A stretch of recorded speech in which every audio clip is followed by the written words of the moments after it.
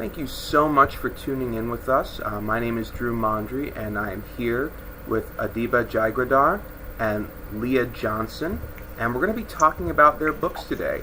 Adiba was born in Dhaka in Bangladesh and has been living in Dublin, Ireland from the age of 10. She has a BA in English and History and an MA in Post-Colonial Studies. She is a contributor for Book Riot. All of her writing is aided by tea and a healthy dose of Janelle Monáe and Hailey Kiyoko. When not writing, she can be found ranting about the ills of colonialism, playing video games, and expanding her overflowing lipstick collection.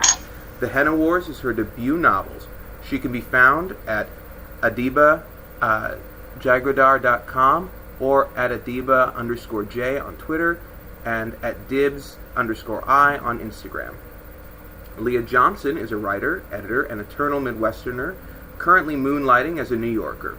Leah is a 2021 Lambda Literary Emerging Writers Fellow, whose work has been published in BuzzFeed, Autostraddle, Catapult, and Electric Literature, among others. Her best-selling debut YA novel, You Should See Me in a Crown, was named one of Cosmo's 15 best young adult books of 2020 and was an Indies Introduce and Junior Library Guide selection. Her sophomore novel, Rise to the Sun, is forthcoming from Scholastic in 2021. You can connect with Leah on her website at www.byleahjohnson.com. So, thank you both so much for coming on tonight and taking the time to talk with me. I really appreciate it. Thanks for having us. I'm really excited. Yeah, thank you for having us. Yeah. Before we went live, we were all just sort of talking about how it's so different now to do these live virtual events as opposed to doing them in person, and that the negative is I have to speak up. For example, I'm a little quiet, I guess, and there's all sorts of technical issues, and the camera doesn't work, and then we've got to figure out how to finagle it and do the angling and the lighting. But the benefit is we do get to talk to a lot more authors that we may not necessarily be able to, whether because of geography or schedules, and so it's really kind of a nice, I think, mix to be able to do this. I agree. Yeah. So, as booksellers, we often talk in the store about how to hand sell books, writing blurbs for books, and there's a real art to it, and it's really difficult because you don't want to write the whole thing out, but you want to give enough that someone goes, yeah, okay, I'm into this. This sounds like fun. So what blurb would you write for your books? Yes, I am. Adiba, you want to? Adiba, you want to take it? I want you to go first because I feel like you've done so many events. You have your pitch for your book down. Yeah, you know what? Okay, so I can give you the quick pitch that I give everybody. But if you want me to describe the book in 3 words, that also is something that I'm good at. I would say joyous, funny, and Midwestern. Those are my go-to things. I was doing this thing for this magazine in the UK the other day, which Adiba, by the way, we need to have a conversation about all the UK stuff that I'm doing now, because I had no idea what this time difference was doing to you. It is violent and it's unethical. But anyway, I was describing the book in that shorthand way, and they were yeah, we don't really have a translation for Midwestern. We don't really know what that is over here, so you're gonna have to come up with another thing for it. So when I have to do that, I use swoony as the 3rd word. But the quick pitch for the book is Liz Leidy is trying to escape her small and small-minded Midwestern hometown when her plans for college are derailed because the financial aid she was counting on falls through, and she has to run for prom queen for the scholarship that's attached to the crown. But that is also difficult for a wallflower like Liz, but it's made even worse when she begins to fall for the competition. Boom. Okay. I love your 3-word pitch, first of Thank all. you. And I'm glad you said the Midwestern thing, because even when Drew was reading out your bio and he mentioned you being an eternal Midwesterner, I was I have absolutely zero idea what that means. It's middle American, every coming of age movie that's set in a nondescript suburb somewhere that nobody knows where it is. It's in the Midwest. But doesn't it also Okay, that makes more sense. Doesn't it also Say it feel again? like originally I'm from Detroit, and so you would think Detroit, Michigan, we're in the Midwest, but sort of. Like, we're also in the Rust Belt, and we're also, we're north of Canada. There's a lot of weird stuff, like Iowa's in the Midwest, and so is Illinois, and then you go, Minnesota. And Wisconsin, technically. Exactly. Yeah. Always Wisconsin. Like, there's a technical on that. No one wants to really, let Wisconsin in. We're like, yeah, okay. Right. Bless their hearts, our cousins. Yeah, none of that made any sense to me.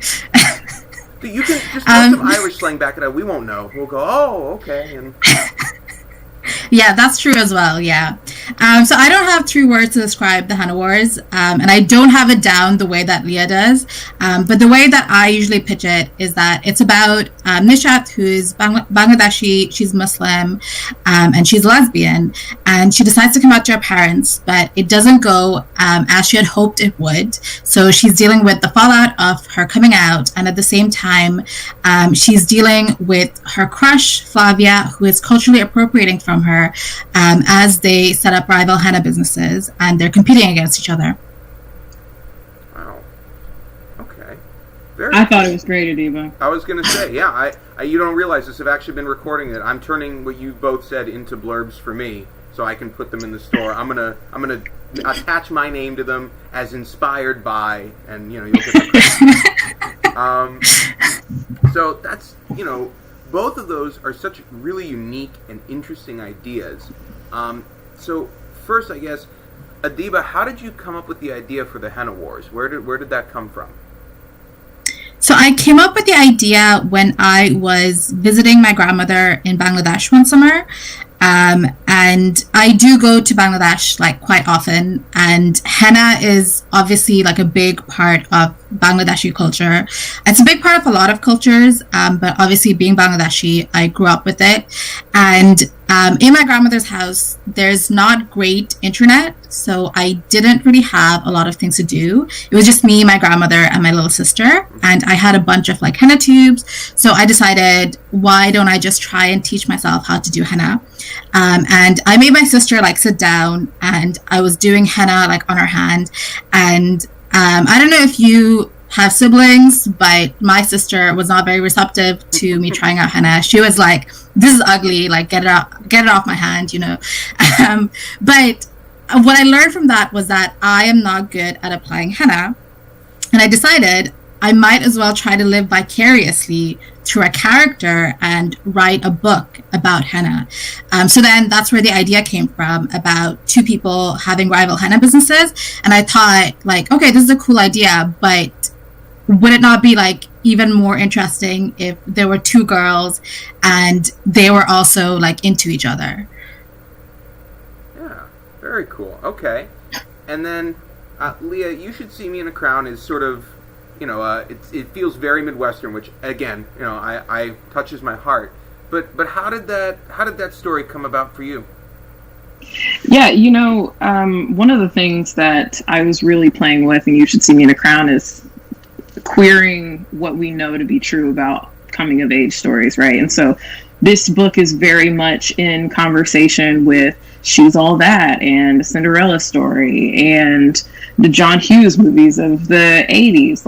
I wanted to take these ideas about what it means to be the all-American girl and flip it on its head, right? So if our idea of the all-American girl is white, thin, cis, straight, wealthy, even though we don't talk about wealth in any real way in these narratives, then what would it mean to flip all those ideas on their head? What does it mean to take a girl who is told that she is not enviable, her lifestyle, what she stands for, who she is, what she believes in are not admirable things? What happens when we take her and literally put her in a crown and call her a queen, right? And so You Should See Me in a Crown is very much an attempt at doing all that. And I felt like prom was a really exciting and fun way to toy with that. Because when we talk about prom queens, we talk about heteronormativity, right? We talk about well, we don't talk about it, but that is the undercurrent of those conversations. It's heteronormativity. It's a conversation about class, who has access to prom dresses and makeup and hairstylists, and who can afford the new shoes, and what does it mean when you go with your friends instead of a date, and what does it mean when your date isn't a date that everybody thinks you should be dating. And there's just it was just rife with so many different conversations. And so You Should See Me in a Crown sort of emerged out of or when I began working on it, all these things started coming together, and that's how it emerged as the story you all see now. Very cool. Well, in both of your cases, what I think is really fascinating is all of my contemporaries, we're all looking at stories, I think, very differently now. Whether it's looking at like the John Hughes, Silver Spoon, 80s era movies and kind of reevaluating them and going, they're really good, but there's some stuff in there that's kind of not okay at all. And looking for different kinds of stories that are outside of our own, experiences as North Americans as well.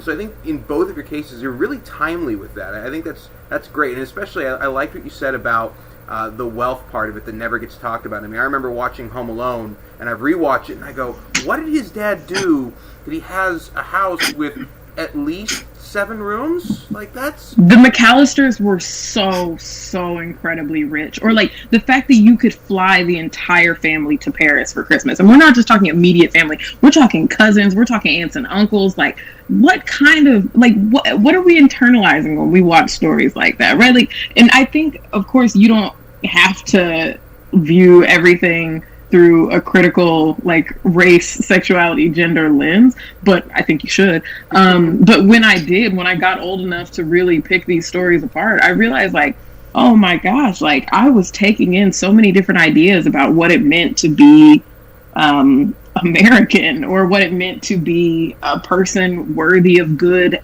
exciting adventures. Like, and I feel like we're in a really exciting moment now of, like, watching these stories come out in the midst of what feels like the world pulling apart at the seams, right? And so, like, these stories are, in my opinion, no more relevant or necessary now than they've ever been, but I certainly feel a different type of urgency and excitement because they exist and, like, we get to be a part of them.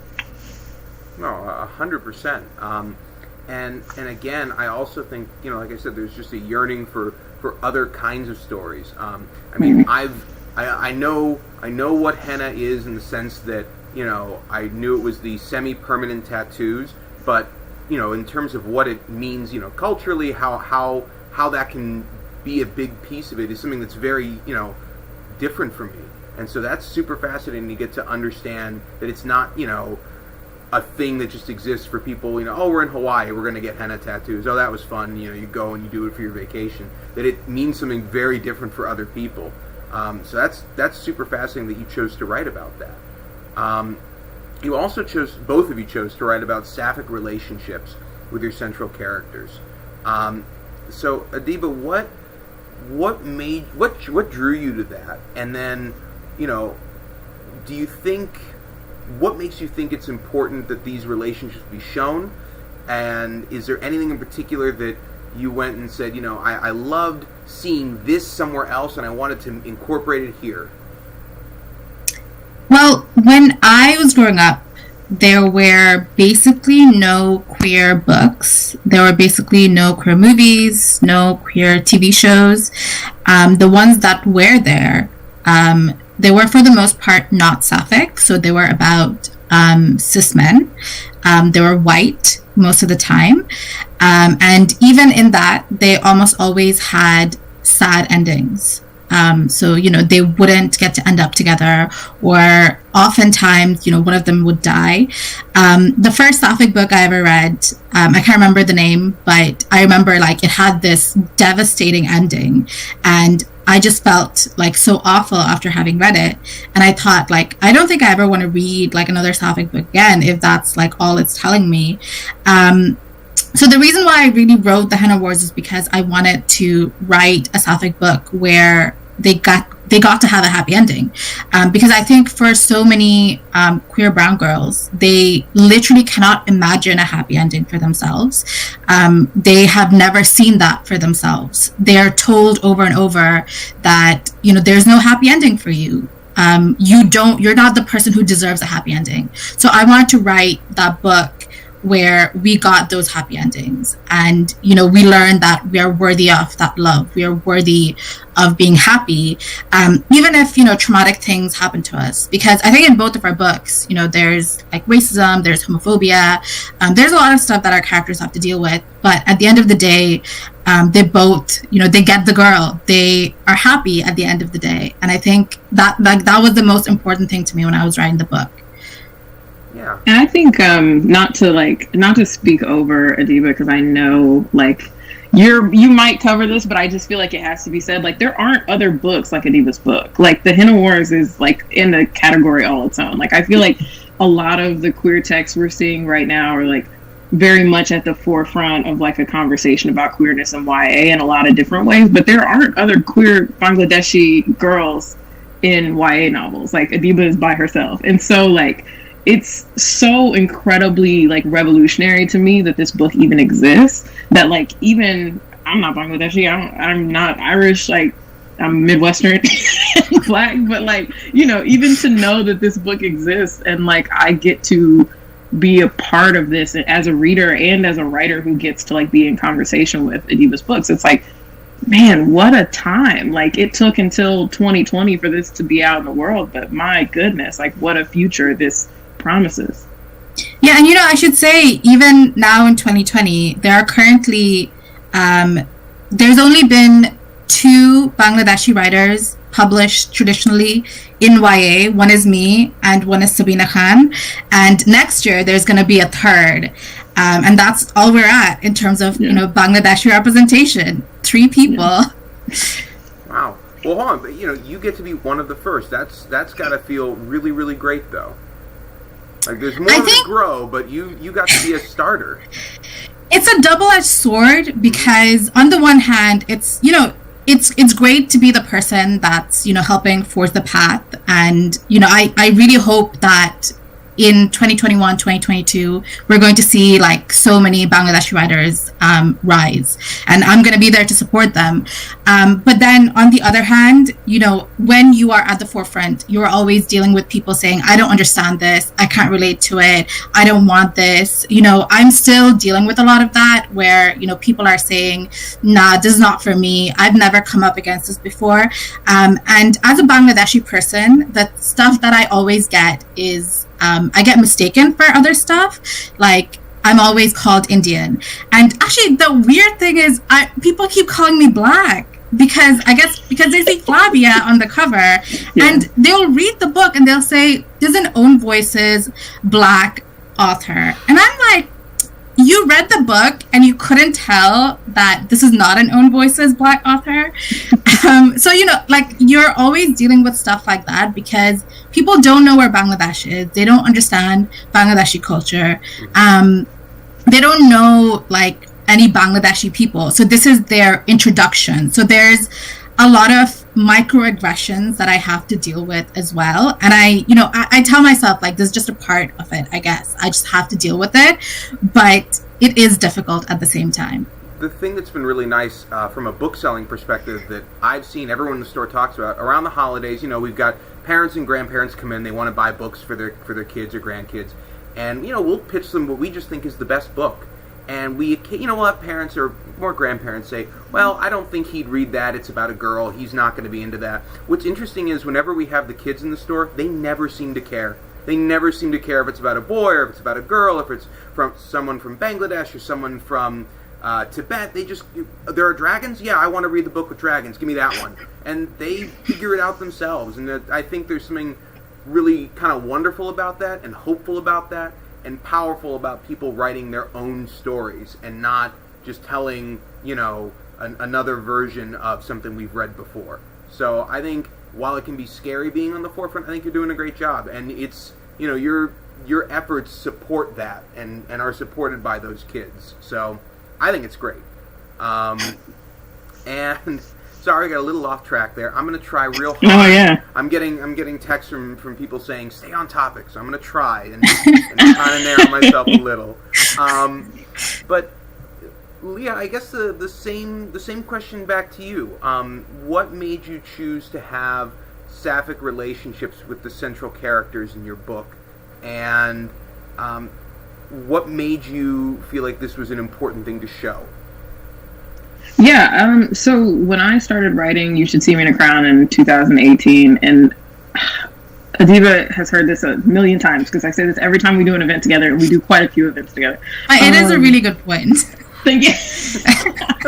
In 2018 when I started writing You Should See Me in a Crown, there was a study that came out. It comes out from CCBC every couple of years. It's a diversity research thing. They count up all the books in Kidlit, and they tell you who was a person of color and how many books we had and how many we dropped from year to year, and et cetera, et cetera. And in 2018, they had counted up the 3 years prior. And over the course of those 3 years, there were 21 or 22 books in which a black girl was the main character. And there was only one, which was Little and Lion by Brandy Colbert, where the main character was a queer black girl. And so that was the context that I was writing You Should See Me in a Crown into, right? Like, it was a field in which there weren't any other books populating it at the time. And so, to me, as someone who was in my adulthood and still had not come out, I was like trying to figure out a language for my queerness, trying to identify what it meant and what it looked like for me. It all came together in a really important, I guess, like confluence of events. It didn't feel so much as a choice as it was something that I needed to do for me, and also something that needed to exist in the landscape of publishing. If this thing was not out here before, the reason for that is homophobia. The reason for that is racism. And so if we have the opportunity to blow the door off the hinges, like not even just hold the door open for somebody to come after me, like let's just like get rid of the door entirely so that we can just keep on coming in, then it felt like the thing to do. And I'm really fortunate that Crown sold before I wrote it. And so Scholastic from the jump was very much like, this is the exact kind of book that we want. This is the exact kind of book that we need. Go forth and prosper. And so yeah, it just felt right in that moment. It was the thing that my publisher needed, and it was the thing that I needed to do for me. Yeah, no, that's fascinating. And there's something I think really powerful about demonstrating to other people that they're not alone. That they, just because no one around them seems to be going through the things they're going through, there are other people out there in the world who are, and that they've gotten through it and have succeeded and thrived, and that there's a pathway to do that. And there's something really spectacular about that. Yeah, it's really exciting to be able to, interface with readers virtually, but I get messages in my contact form on my website sometimes, which is the only reason I don't get rid of my contact form. I was complaining about this on Twitter today. The only reason I don't get rid of my contact form on my website is because that is the way that like readers can reach me without tweeting me. And I have a lot of readers who are like not out in their communities. They're not out to their families. And so, to hear from them like, hey, I felt really seen by this. Like only my best friend knows that I'm queer. I live in a town where it's not overtly homophobic, but that if you came out, it would be a problem. Like, to get those messages back from readers is like really affirming for me, because I didn't feel queer enough when I was writing this book. I didn't feel like I had, I didn't feel like I deserved to add anything to the canon of queer YA. And, it took getting through this book and going on this journey with my main character to like come into that, that freedom, that knowledge, that comfort that she reaches by the end of the book. It took doing all that with her for me to get that for myself. Very cool. So you both touched on this earlier, but in both of your books, your two main characters, fall in love during competitions, whether it's, competing over who's going to get the crown, or competing between two henna shops. And that keys it up. We were talking a little bit earlier about traditional culture touchstones. That really keys it up to have this rom-com kind of feel. And at the same time, you manage to touch on all sorts of major issues with culture, identity, the poor-rich divide, and just the normal awkwardness of being a teenager and going, my brain is flooded with all these chemicals and I don't know what to do, and oh my god, I look fat. which I still deal with. So yeah. How do you balance that? How do you keep those things without it just spinning completely out of control? Either one of you wants it. You don't have to. You can confer. You want me to go first, Adiba? Because I got one for this. Yeah, go on. Okay, so, one of the things that I name in You Should See Me in a Crown is Kimberly Crenshaw, who is the person who coined the term intersectionality. She's a scholar, she's a writer, she's a professor, she's just absolutely brilliant. And intersectionality deals with interlocking systems of oppression that you can ascribe to any one of your identities, right? So when I was working on a book, I wasn't just working on a book about a black person, I was working on a book about a black woman. I wasn't just working on a book about a black woman, I was working on a book about a black queer woman who lives in relative poverty, a black queer woman who lives in relative poverty in a white town. And so for me, all those things were really natural to talk about because they are integral to her life. I don't just move through the world as any one thing. So like any love story that I have is going to have all these things attached to it, right? And so it emerges really naturally as far as like story is concerned, as far as plot is concerned. But I also have a really great editor who is an incredible technician. Like she's just like a master of understanding structure and plot and pacing. And so anytime I would try to spend too much time wrestling with one issue, she'd be like, okay, so how about we do this so that we can talk about this and this at the same time? How about we address this in this scene and then we can change the dialogue to do this as well? But most of it is just inherent to who the main character is. Like her story is going to have to be complex because the way she moves through the world is complex. Okay. Yeah, and I have to like basically agree with every single thing that Leah said because that is the exact same thing for me. It's never going to be that Nishat is just a Bangladeshi person, Nishat is just brown, or she's just queer, or she's just Muslim. She is all of those things, and that is also true for me. So she can only exist as herself, which is a combination of all of those identities. So it just came very naturally to me to be like writing her story. It's always funny to me when people kind of say like certain books, they have like too much, like, oh, these authors or these books are trying to deal with too many issues at the same time. I've definitely heard it like for my book. You probably heard it for yours as well, Leah. And it's always funny to me because, for me, it's not me trying to deal with all these issues. It's just me trying to live my life. And, for me, my life is never going to be like, today is the day that I have my romance and, I have my rom-com. And then tomorrow is the day where I deal with all the trauma and the homophobia and the racism. It all comes, together. It's just how we're living our lives. So writing the Henna Wars and balancing all of that, it was just about tapping into, how I've lived my life or how my friends have lived their lives and just writing that. Very cool. So, you both touched on making your characters feel like real people, where it all, I like the way you put it all happens at once. You don't say, this is my rom-com day, this is my tragedy day, next week is my sci-fi day, I'm looking forward to that. It all kind of comes at you. So, was there anyone in particular that each of you really resonated with for your books? I know it's hard, like you got to pick from your children, like this one, but...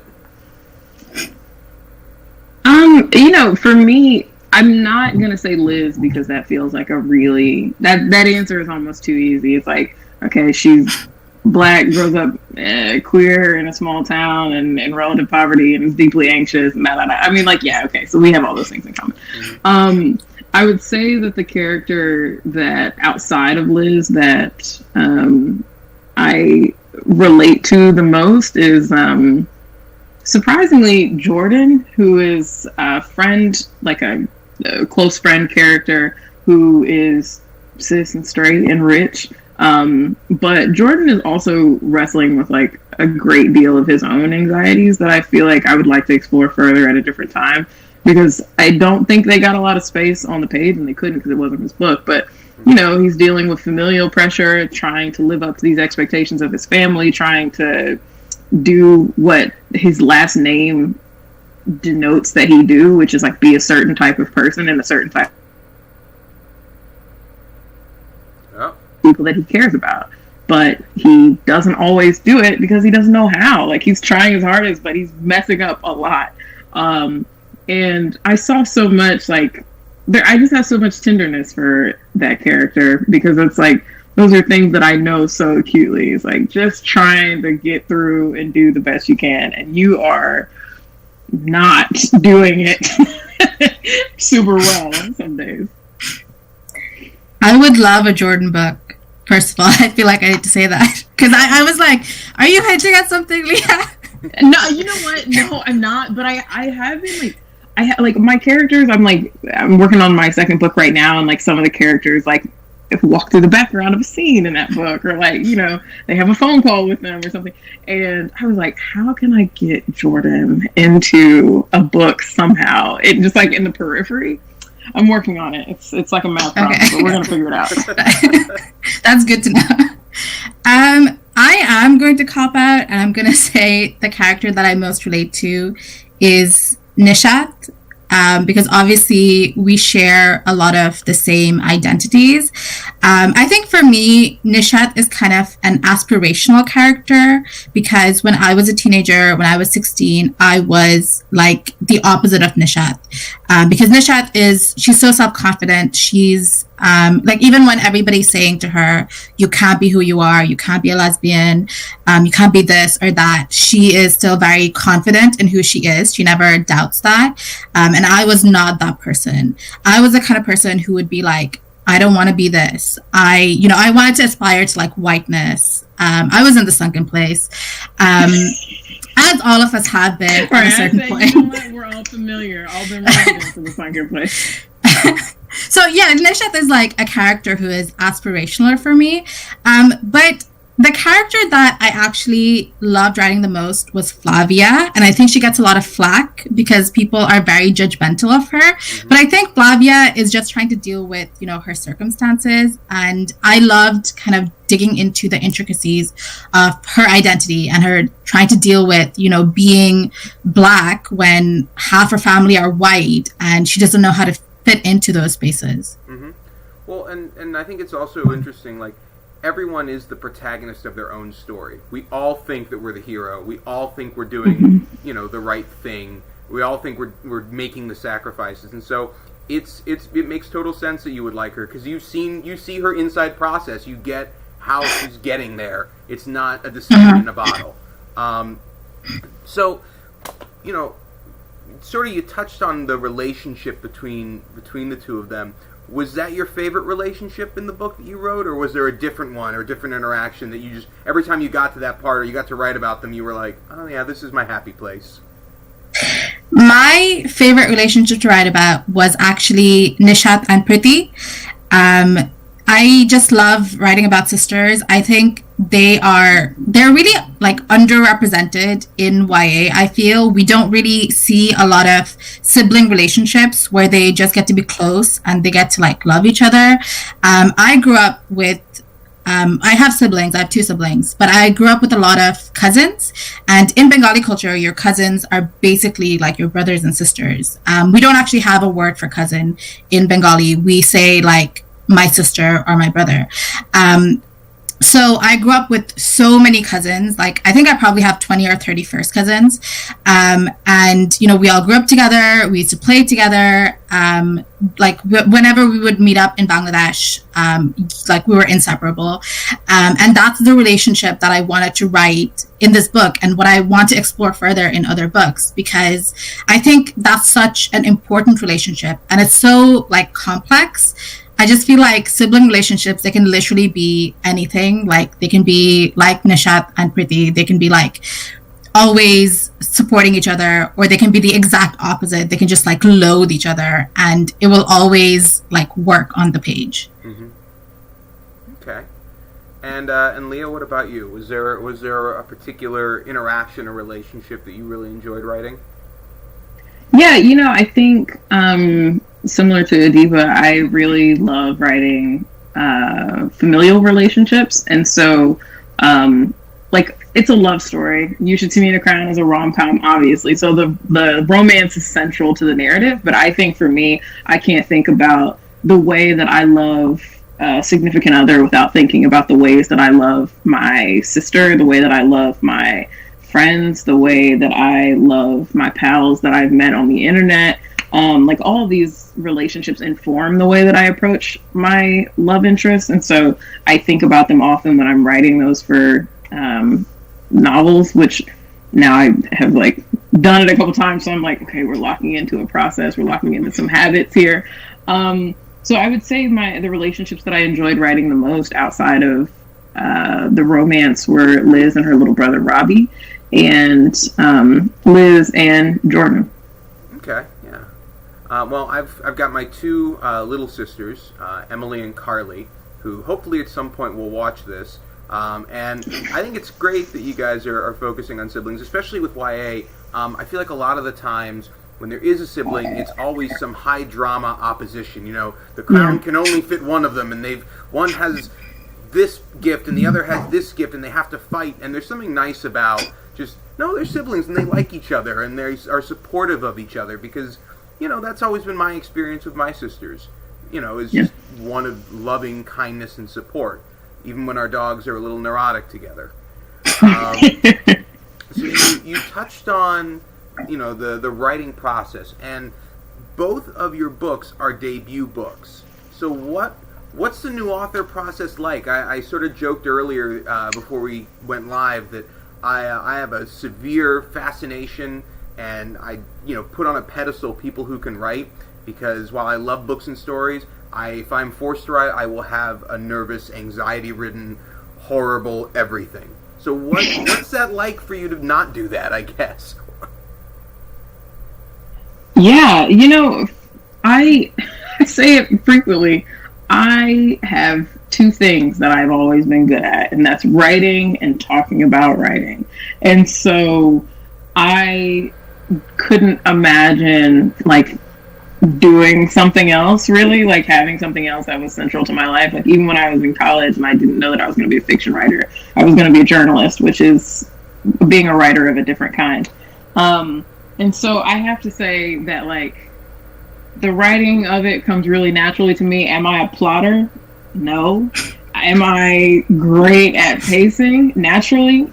Not really. But, you know, like, all of those things are made much easier by the fact that I just really love coming to the page.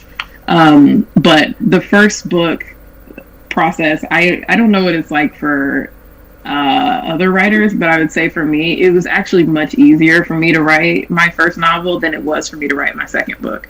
That was an arduous process, because when you're writing your debut, or at least this was the case for me, like, I didn't know what I didn't know yet. I didn't know what I was aspiring to. I didn't know what awards there were. I didn't know what lists I was trying to hit. I didn't know what Kirkus said in reviews. You know, I couldn't, the way I approached the writing couldn't be colored by any of those things. I just wrote the book that I wanted to read, and, you know, out came this thing that I was really proud of.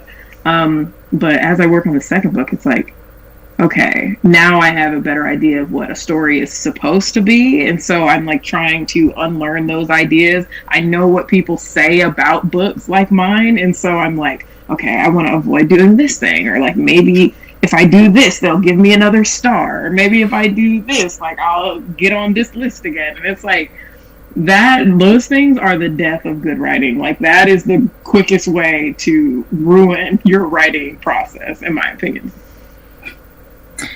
I'm going to say something that I feel like will make all writers hate me.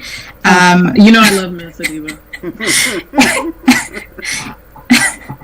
My second book was the easiest book that I have ever written in my entire life. It was the easiest thing that I've ever written in my entire life. I think I wrote it in less than a month. I just like sat down and wrote it. And I can see you, Leah, you're just like, after this event is over, I'm going to go over to Dublin. I'm going to murder Adiba. But it was, I don't know like what it was. It was just a very easy book for me to write. I just really enjoyed writing it. Because I think I wrote it before like anything was happening with the Henna Wars. So I wasn't thinking about all of those things. So maybe with my third book, that will be something I'll be dealing with. That's what I have to look forward to. But exactly like you, Leah, I couldn't imagine not being a writer. I was a writer even before I could write, because I grew up in Bangladesh, where we have, this culture of storytelling. We have this love for literature. So my dad, he was always reading books. He would always buy me books when I could read. So I was making up stories in my head even before I knew how to actually write them down. So I've just always been a writer. I couldn't imagine not being a writer. Okay. Yeah. The both of you seem to have a lot of closeness and familiarity. I mean, you mentioned you've done a couple of events together. Being debut authors in the same year, does that create a sort of closeness? Is there a tight-knit community where you go, oh, I was 2020, oh, I was 2017, oh, okay, is it almost high school-like in that regard? Yeah, it actually very much is. There's a class of each debut, we have Facebook groups where everybody who's debuting in the same year can get together. We have smaller groups within those groups where it's okay, queer debuts from 2020, POC debuts from 2020.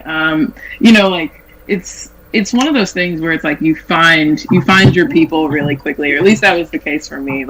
You get in here and you realize who you're debuting alongside, and it's I was where the queers at? Okay, great. And so obviously me and Adiba found each other really quickly. But yeah, it's really communal. There's a really strong sense of community that I have with a lot of, I'm saying a lot, it's a lot for me because I personally don't love having big groups of friends. It's very stressful for me having to respond to messages and text. But I will say, I have been able to build really meaningful relationships with a lot of other debuts, which has been fantastic. It's awesome. It's like finding your lunch table, so to speak. Yeah. Those are the folks you're going to hang out with. Okay. Yeah. That's very cool. And also, you do the thing about this is you do panels with the same people over and over again. When they are looking at debuts, the panels are delineated by subject matter almost always. So it's oh, here's a high school experiences panel, and so I do a panel with people who write books that are set in specifically during the school year, and oh, here's the rom-com panel, so I do panels with people who've done rom-coms, and then here's the queers. Boom! Next thing you know, it's me and Adiba together again. But I think this is our fifth or sixth event together, and my book came out in May and yours came out in June, so it hasn't even been that long. It really hasn't. So you guys still like each other. We haven't gotten to the point where you're oh, this person again. Okay. Hi. I mean, after I mentioned the second book, Leah is gonna murder me, so I'm not sure if she likes me anymore. I won't be doing another event with Adiba after this, but up until now, up until the second book comment, we were. So, you know what? It's funny. We were doing this panel the other day, and it was so cathartic for me to be on a panel in which I didn't have to be on guard the entire time. Sometimes you'll walk into a space and you'll have to be ready just in case somebody says something wild. People get reckless, and so it's always really good for me when Adiba is in a space, because I'm okay, so even if I don't jump right in, I know Adiba's got it. Yeah, there are times when we've been on panels and somebody will say something and I'll be do I have to step in? But then you do, so I'm just okay, cool. Leah's got this. Right, tag me in. Yeah, that's awesome. So Adiba, for those people who are not aware, who are watching, Adiba is being incredibly gracious because she is in Ireland, where it is, 6 hours ahead. You're 6 hours ahead, right? Yes, 12:45. Yeah, I say it's almost 1 o'clock in the morning. Yeah. So we're gonna try and wrap up very soon because I have a rule about keeping people up till 1 o'clock. I don't do that anymore. But as someone living in Ireland but published in the U.S., were there any unique aspects of your publishing journey that you can share with us? What did you have to do? Well, I don't don't know specifically about unique aspects because obviously I only have this one experience.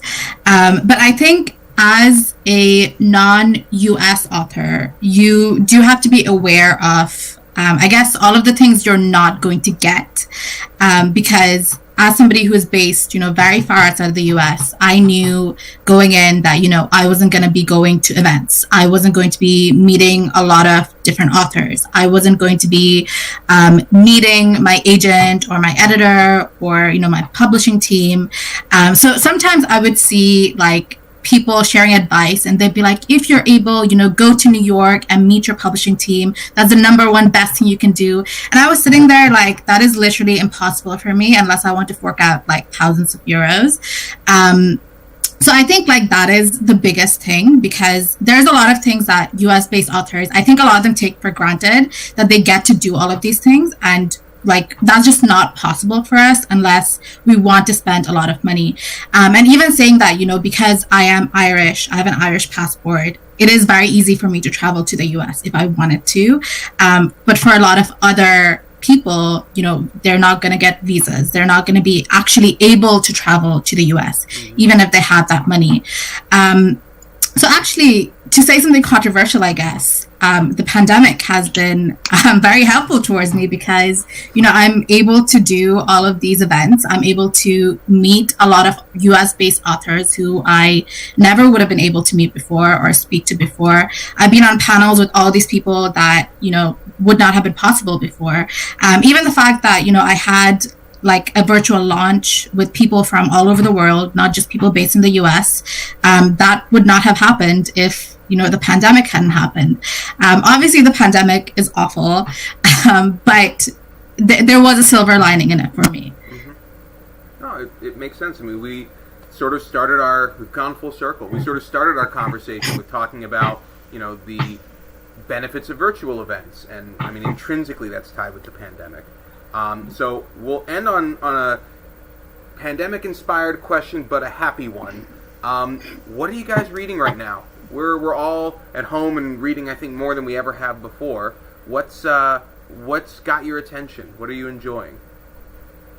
So I haven't been reading a lot because, like I said before, I am on deadline, so I've been like working away.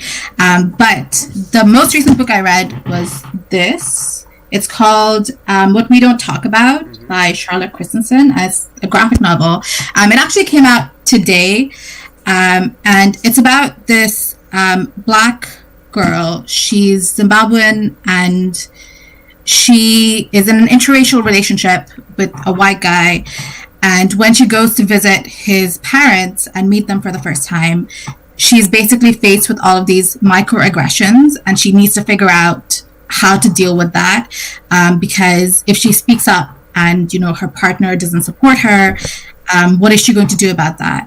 So it's just like this really powerful and beautiful, like this artwork in this book is stunning. It's just this like powerful book about being in an interracial relationship and all of the microaggressions you can face when you're doing that and how you can deal with that. Very cool. Okay. Yeah, so like Adiba, I'm not reading a ton this year because of the pandemic, but also because I wrote Rise to the Sun, my second novel. I wrote it this year, and so like not only did I write it, but I've also been like revising it all year. And so in the midst of like doing a debut stuff, I'm also like working on this, and then also working on my next project after that. And so there's a lot going on right now. So your girl don't have time to sit down and read a lot of books, but I have gotten really into audiobooks lately. Thanks to our friends over at Libro FM. Hey, there's a plug. I like get to read a couple of audiobooks per month, and it's been really fantastic for my reading practice. Like I wasn't doing any reading before, and like now I'm doing all this. So right now I'm listening to Cia Martinez and the Moonlit Beginning of Everything, which came out today, and it is such a special book. I don't even know how to describe it except for it has aliens and it deals with immigration and family, and there's a love story, and it is incredible. If you are a fan of Aristotle and Dante Discover the Secrets of the Universe, it has a lot of that energy, but with aliens. So go out and get it. Check it out on Libro FM. And that's my number one rec. I also listened to Daisy Jones and the Six like a month and a half ago, and I haven't stopped talking about it because it was the coolest audiobook I ever heard. So if you haven't listened to Daisy Jones and the Six and you like rock, I really need to listen to that. Because I just keep talking about it because at this point I'm like, how did they do it? Like, this is genius. Taylor Jenkins Reid is very, very good. Yeah, I mean, I love The Seven Husbands of Evelyn Hugo, but I've heard a lot of mixed things about Daisy Jones, so I've been afraid to read it. But really? On your recommendation, I will read it.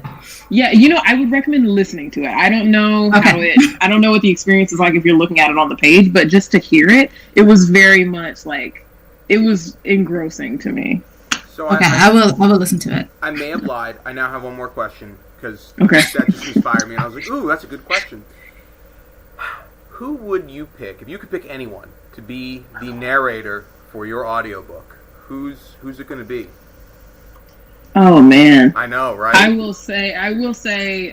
So Alaska Jackson narrates "You Should See Me in a Crown's" audiobook, and she is incredible. Like, she brought the story to life in a way that I never could have expected, and she's a queer Black woman, and that was like really important to me. But I will say, like, one of my favorite audiobook narrators of all time is Anika Noni Rose, who did the audiobook for the Shadow Shaper series, and wow, her voice, so soothing. Okay. You know what? One of my favorite books of all time is Love from A to Z by S.K. Ali. And that was narrated by Priya Iyer. And she also narrated The Henna Wars. So I was delighted with that. And I thought that she did a fantastic job with The Henna Wars. So I feel like I've had my dream narrator. She was just amazing. Cool. Well, awesome. Well, again, thank you both so much for doing this. This was a lot of fun. And I can't wait. Hopefully, like I was saying, we'll get to do this again, and we'll do it with the second books, and maybe at some point we'll be able to do it in person. I can only imagine what putting the two of you in the same room would be like. I think it'd be a lot of fun. I think we'd have a lot of fun with it. But thank you so much again. I really appreciate it. Thank you so much for having us. Yeah. All right. Well, we will see everyone later. Thanks for stopping in and viewing. Have a great rest of your day. Bye. Bye, everybody. Bye.